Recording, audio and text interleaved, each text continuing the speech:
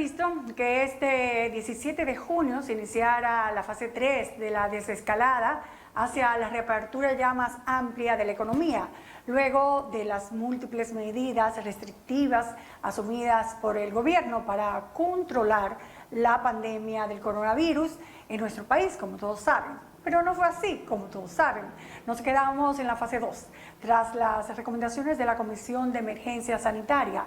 Y en este trabajo periodístico, con entrevistas, con expertos, tanto de esta comisión como fuera de ella, vamos a analizar si era algo que se venía a venir, que hemos hecho mal como sociedad y las autoridades también, para no avanzar al otro nivel.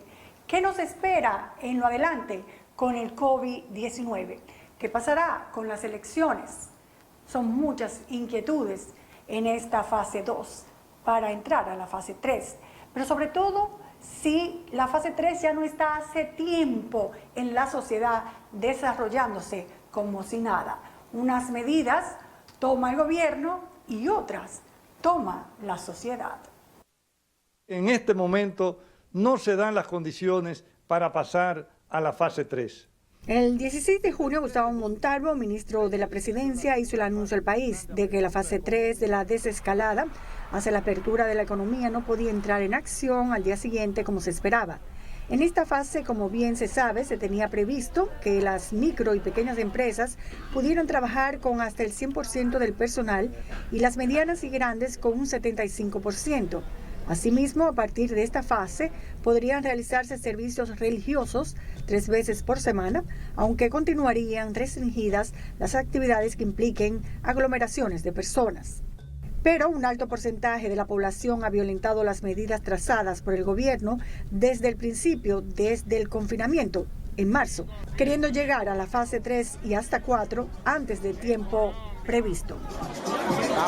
La sociedad está en fase 3 realmente. La misma sociedad está en la fase 3. Yo entiendo que, por ejemplo, es una situación difícil, tanto por ejemplo para el gobierno como para la población, porque vamos a pensar por la situación económica, por el desempleo, las personas no aguantan estar en sus casas.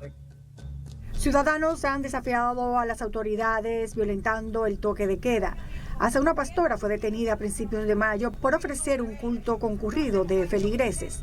Con el transporte que se puso en marcha en la fase 2 tampoco se ha cumplido del todo, pues hasta el metro han corrido imágenes por las redes sociales donde el distanciamiento social no se ha mantenido y no es estricto.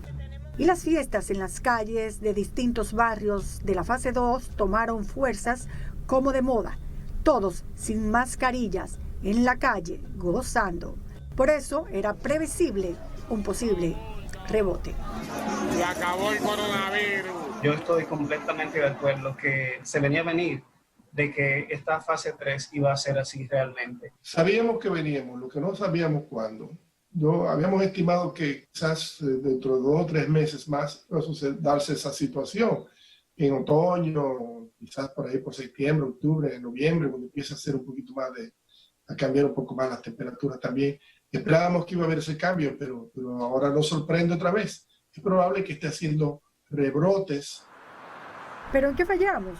Tanto la sociedad como las autoridades, para no pasar al siguiente nivel. En el caso de las autoridades, pienso que una de las principales debilidades son las pruebas. Aumentar el número de las pruebas, aunque se ha mejorado mucho en este paso, pero es importante saber el número de contagios que tenemos en la población para poder separar, para poder aislar la población. Entonces pienso que es una de las principales debilidades. Desde el punto de vista de la población, no estamos cumpliendo con el distanciamiento físico, con el uso de las mascarillas. A la evolución de los indicadores de salud. Según el ministro Montalvo, la decisión tuvo que ver que en la primera fase de apertura económica, el número diario de nuevos contagios fue aproximadamente de 350, mientras que para la segunda etapa aumentó cerca de 500 nuevos casos confirmados diariamente. El número de casos que se reportan no es el mejor indicador. Es un indicador, marca tendencias, pero no es el mejor. Todos sabemos que ese número de casos que estás captando diariamente es solamente la punta del iceberg, que muy probablemente el número real de casos que se están produciendo desde el inicio de la epidemia es hasta 10 veces más. Pero el número de contagiados no debería ser indicador de alarma en nuestro país, debido a que la cantidad de contagiados aumentan en función del número de pruebas que se realizan. Y aquí el número de pruebas realizadas por día no es el mismo siempre, por lo que conocer los indicadores en los que se fundamentó la Comisión de Emergencia Sanitaria es de vital importancia. Tenemos al doctor Alejandro Báez. Buenas noches. ¿Cuál es el principal escollo para no poder entrar a la fase 3? Cuando analizamos tanto el aumento en la tasa de positividad, sobre todo en el Gran Santo Domingo del Distrito, con la utilización de los servicios de salud en el Gran Santo Domingo del Distrito y Santiago también incluido ahí, entendíamos que había una tendencia hacia un aumento que no era esperado. Eso cuando lo integramos con los elementos sociales de la gente en la calle, no usando mascarilla, conglomerándose, no manteniendo distanciamiento físico, entendíamos que era imprudente hablar de una próxima fase de la desescalada hasta que no se considere un control. Uno de los principales problemas es que no se estandarizan las pruebas y de esa forma no sabemos cuántos son. Un día hay 1.500, hay otro día 900, otro día 1.200. ¿Cómo se va a poder saber la realidad si estamos avanzando o no? Sobre todo porque muchas personas piensan de que un día hacen más pruebas cuando quieren tomar algunas medidas y después reducen cuando quieren tomar otras. Quizá lo más importante que hay que aclarar aquí es que la gran mayoría de la prueba no la hace el sector público, la hace el sector privado. El principal laboratorio que está ejecutando pruebas PCR es el laboratorio de referencia, que tiene más de un 80% de todas las pruebas que se reportan. La capacidad que tenemos de hacer pruebas PCR está precisamente puntualizada por la colaboración público-privada y el gran esfuerzo que está haciendo el sector privado en esto. No hay una manipulación de pruebas de que estamos haciendo menos, estamos haciendo más, porque quien realmente está controlando eso es la disponibilidad de reactivos y máquinas para hacer pruebas del sector privado. El sector público hasta ahora tiene el laboratorio nacional y se están abriendo otros satélites. La dinámica de prueba por la cual baja y sube es un tema de logística y suministro de reactivos a nivel nacional, que el esfuerzo privado ha logrado controlar y ha logrado aumentar su capacidad de una forma más eficiente que el laboratorio nacional. Eso hay que decirlo. ¿Qué va a pasar con las elecciones? Se ha tomado esta medida a tan solo 3 semanas de las mismas. ¿Por qué no lo hicimos 4 semanas? ¿Por qué no lo hicimos 5 semanas? Porque hace 2 semanas atrás, 3 semanas, 4 semanas atrás no vimos la tendencia hacia positividad que vimos ahora. ¿Y por qué lo hacemos ahora? Porque las intervenciones que se iniciaron hace 2 semanas y que se han complementado de una forma contundente esta semana van a tener un impacto en las próximas 2 semanas. De forma que es el mejor momento para hacer intervenciones puntuales, controlar la pandemia y ofrecerle a los dominicanos la seguridad y la confianza necesaria para salir a votar el 5 de julio. Pero la cantidad de pacientes en cuidados intensivos y con ventilación, así como la cantidad de muertes por día, son un indicador de que hay que prestar atención. Cuando entramos a la fase 1 para el 20 de mayo, en el boletín 63 habían 13.657 casos acumulados. 180 casos eran nuevos, 2 muertes y 113 pacientes en cuidados intensivos. En la fase 2, el 3 de junio, en el boletín 77, había 18.319 casos acumulados, 279 casos nuevos ese día, 4 defunciones nuevas, 100 casos en unidad de cuidados intensivos. Mientras que en el boletín 90 del 16 de junio, previo a la fecha pautada para entrar a la fase 3, había 24.105 contagiados acumulados, 419 casos nuevos de ese día, 18 defunciones nuevas y 137 casos en unidad de cuidados intensivos. Tenemos también al doctor José Rafael Yunem. Buenas noches. Tener, por ejemplo, en el boletín 90, 18 muertes, ¿es mucho para el país? Para cualquier país tener 18 muertes es significativo. Lo importante es saber dividir qué tipo de muerte es, en el sentido de si son pacientes crónicos ventilados por mucho tiempo o si es de fase aguda. Entonces es ahí lo importante.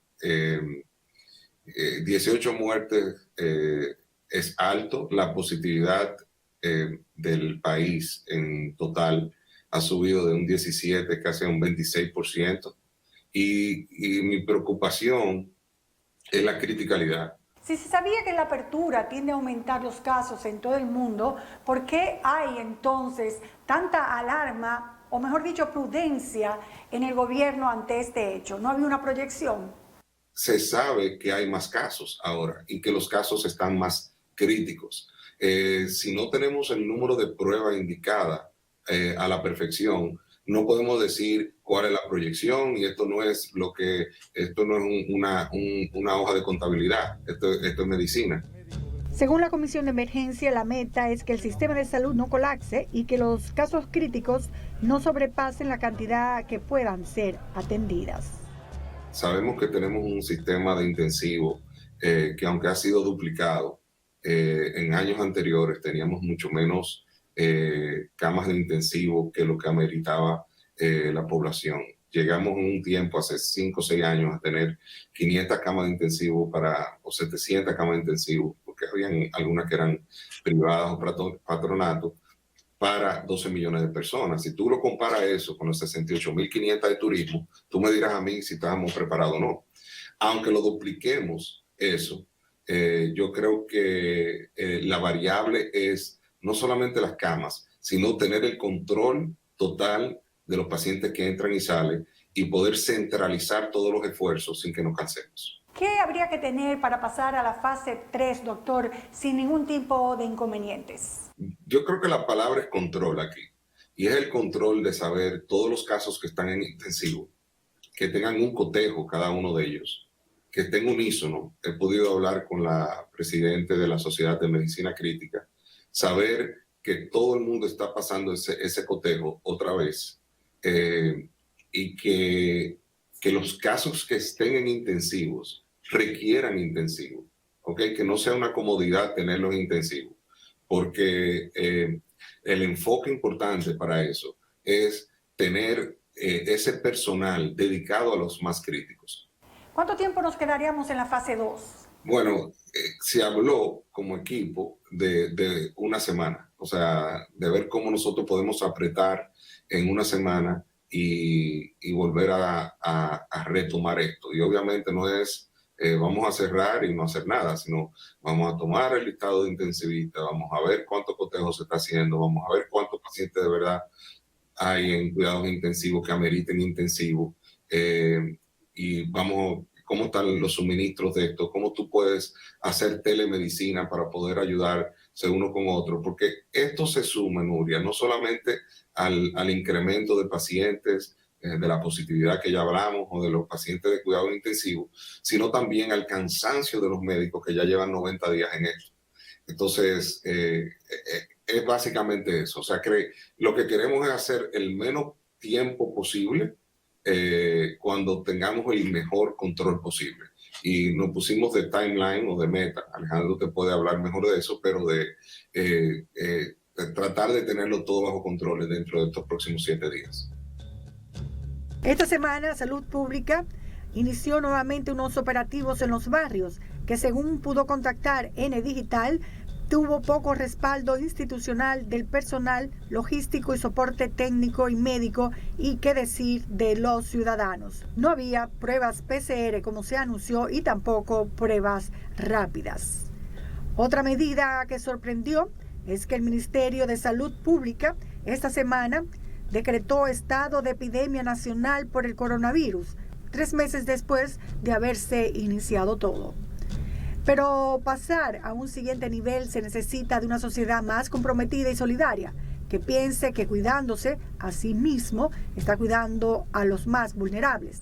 Pero también se necesitan medidas más extendidas y certeras del Estado en cuanto a tener el control, diagnosticando de manera masiva y aislando de manera efectiva, para que el país no tenga que volver a encerrarse por completo, pero tampoco enfermarse a niveles inmanejables.